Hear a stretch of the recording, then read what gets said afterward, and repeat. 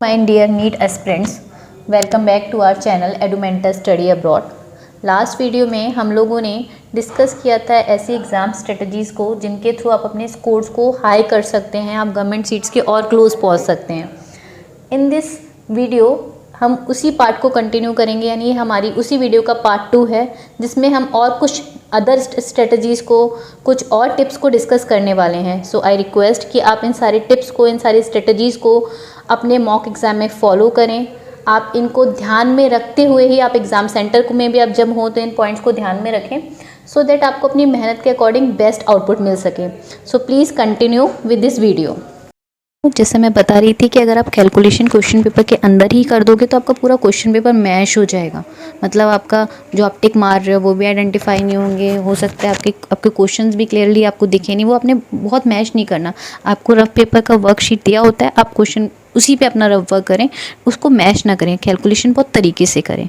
Next चीज़, इस चीज़ को भी आपको बहुत ज़्यादा ध्यान रखना है। कभी भी क्वेश्चन पेपर जब आपके हाथ में आता है तो प्लीज़ उस पूरे क्वेश्चन पेपर को रीड मत करने बैठिए। क्यों, इसका रीज़न मैं आपको बता रही हूँ। कभी कभी ऐसा होता है कुछ क्वेश्चन जब हमने क्वेश्चन पेपर अपनी नज़र से घुमाया और हमने रीड किया तो कुछ क्वेश्चन ऐसे हो सकते हैं जो आपको नहीं आते होंगे और आपको ना एकदम से आपका मोरल डाउन हो जाएगा कि यार मुझे वो क्वेश्चन नहीं आता, या फिर आपका दिमाग जो होगा, जो आपका अनकॉन्शियस माइंड है, वो फंसा रहेगा उस क्वेश्चन के बारे में सोचता रहेगा। तो डोंट गो दैट, आप मत उसको पूरा रीड करिए। आपको जो सेक्शन, जैसे हम बायोलॉजी उठाने वाले हैं तो हम बायोलॉजी से अपना क्वेश्चन शुरू करें, क्वेश्चन अपना पेपर स्टार्ट करना शुरू करें, बट हम पूरे पेपर को गो थ्रू नहीं करें। The next point, that is an again important point, आपको ध्यान रखना है कि आपने, जैसे मैंने आपको एक बात बता दी, एक सीक्वेंस ले लिया हमने, पहले बायो करेंगे, देन केमिस्ट्री करेंगे, देन फिजिक्स करेंगे। अब यहाँ पे ये गलती भी नहीं करनी है, चलो 4 क्वेश्चन बायो का कर लेते हैं, चलो अब केमिस्ट्री के 4 क्वेश्चन कर लेते हैं। एक सीक्वेंस में पेपर को सॉल्व करो, अपने दिमाग को कंफ्यूज नहीं करना। बहुत फोकस एग्ज़ाम सेंटर पे बहुत इंपॉर्टेंट होती है, बहुत ज़्यादा important, that is your focus. तो आपने ना एक सीक्वेंस में ही पेपर को सॉल्व करना है। अगर आपने बायो से स्टार्ट किया तो सबसे पहले बायो के सारे क्वेश्चंस डन कर दीजिए। जैसे मैंने आपको बताया था, जो नहीं आ रहा है उनको मार्क कर लीजिए, उनके चारों तरफ एक बॉक्स बना लीजिए या हाईलाइटर से, जो कि वो ईजिली आइडेंटिफाई हो जाए। ठीक है, देन केमिस्ट्री कीजिए। देन अगर आपको लगता है नहीं केमिस्ट्री डन होने के बाद मुझे फिजिक्स करनी है तो फिजिक्स कीजिए, नहीं तो पहले केमिस्ट्री के बाद जो अनसॉल्व क्वेश्चन है बायो के, पहले उन्हें सॉल्व कर लीजिए, देन फिजिक्स कीजिए। यानी एक सीक्वेंस में और एक सीरीज़ में ही क्वेश्चंस को सॉल्व करना है हमें। One of the important point, don't confuse with the words. Statement में कन्फ्यूज़ मत कीजिए। कॉम्पिटिटिव एग्जाम है, चैलेंजिंग रहेगा, कुछ चैलेंजेस जानबूझ के क्रिएट किए जाते हैं। अगर कोई भी ऐसे वर्ड हैं जो ट्रिकी वर्ड्स हैं, जो कंफ्यूज कर सकते हैं, तो उनको मार्क कर लीजिए। जैसे कभी हम कैन एंड कैन नॉट में कंफ्यूज हो जाते हैं स्टेटमेंट को समझते वक्त, एसरेशंस क्वेश्चंस में ये चीज़ें बहुत ज़्यादा होती हैं। ठीक है, तो यहाँ पर ना क्या करना है कि हमें कोई भी ऐसा वर्ड है जो ट्रिकी है, जिसमें हम कंफ्यूज हो सकते हैं, या फिर कोई भी ऐसे वर्ड हैं जो आपको कन्फ्यूजन माइंड में क्रिएट कर सकते हैं, तो उनको मार्क कर लीजिए। आप कन्फ्यूज़ होने वाले वर्ड्स को एक तरफ से, जो भी की वर्ड्स बने, one of the important point, अगर कोई भी की वर्ड है तो उसको भी मार्क कर ले। इससे क्या होगा ना, आपको क्वेश्चन का मीनिंग, क्योंकि देखिए that is the best thing, अगर क्वेश्चन समझ में आ जाए ना तो आंसर तो ढूंढ ही लोगे, क्योंकि आंसर जो होता है वो क्वेश्चन में ही छुपा होता है। तो अपने क्वेश्चन के कीवर्ड को आइडेंटिफाई करिए, उनको मार्क करिए। अगर ट्रिकी वर्ड है उनको आइडेंटिफाई करिए, उन्हें मार्क करिए। कभी कभी क्वेश्चन को एक से ज़्यादा बार पढ़ने पे भी क्वेश्चन समझ में आ जाता है, तो इस चीज़ को भी हमें ध्यान में रखना है। Regarding the to fill OMR sheet, OMR sheet को कैसे फिल करना है, कभी भी बच्चों ये गलती मत करो कि 180 क्वेश्चन सॉल्व करने के बाद मैं OMR शीट को फिल करूँगा। ये बहुत बड़ी गलती हो सकती है, क्योंकि हो सकता है जब आपके पास टाइम बचा हो, बहुत कम टाइम बचा हो, और जल्दी जल्दी में आप गलत मार्क कर दो, या हो सकता है आप पे टाइम ही नहीं बचाओ कि आप पूरे OMR शीट के सारे आंसर्स को मार्क कर पाओ, क्योंकि उसके लिए भी एक रिक्वायर्ड टाइम चाहिए होता है।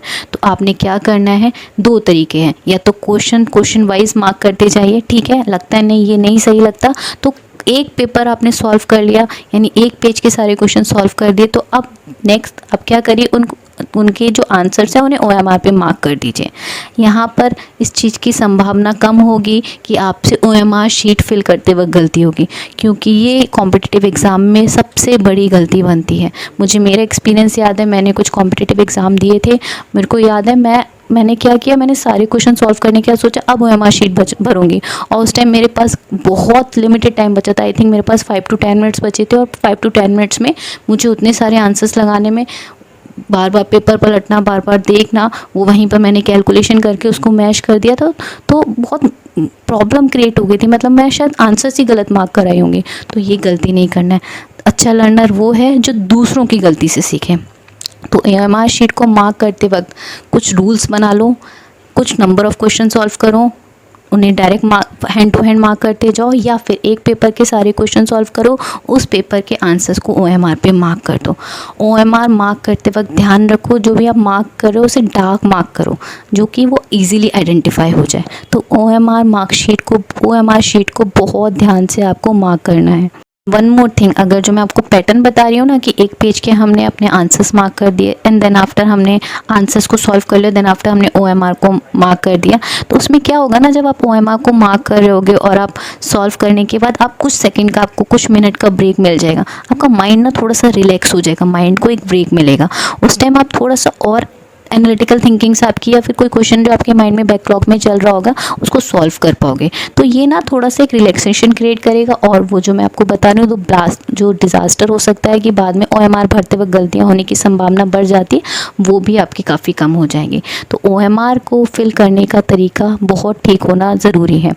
वैसे तो इस वीडियो में मैंने आपको मेजरली जो डिस्कशन था रिगार्डिंग फॉर दैट कि हमें क्या स्ट्रेटजी सॉल्व करनी है एग्ज़ाम पेपर की, वो आपको डिस्कस किए, लेकिन मैं एक स्पेसिफिक वीडियो ज़रूर बनाऊंगी जिसमें मैं सिर्फ ये डिस्कशन करूंगी कि OMR शीट को किस तरीके से मार्क करें, OMR शीट को मार्क करने की या फिल करने की क्या स्ट्रेटजी होनी चाहिए।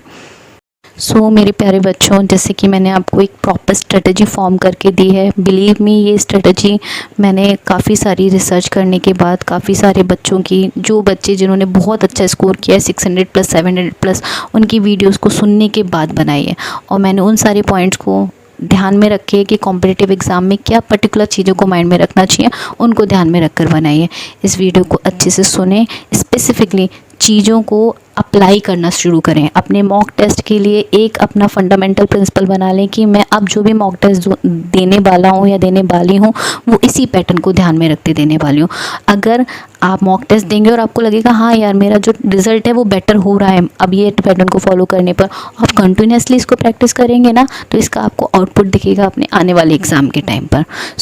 अगेन आपसे रिक्वेस्ट है कि वीडियो को अच्छे से सुने, पॉइंट्स को ध्यान में रखें, और जैसा मैंने लास्ट टाइम वीडियो में बोला था, अच्छा खाएं, अच्छी नींद लें और अच्छी तैयारी करें। All the very best from my side. Thank you so much.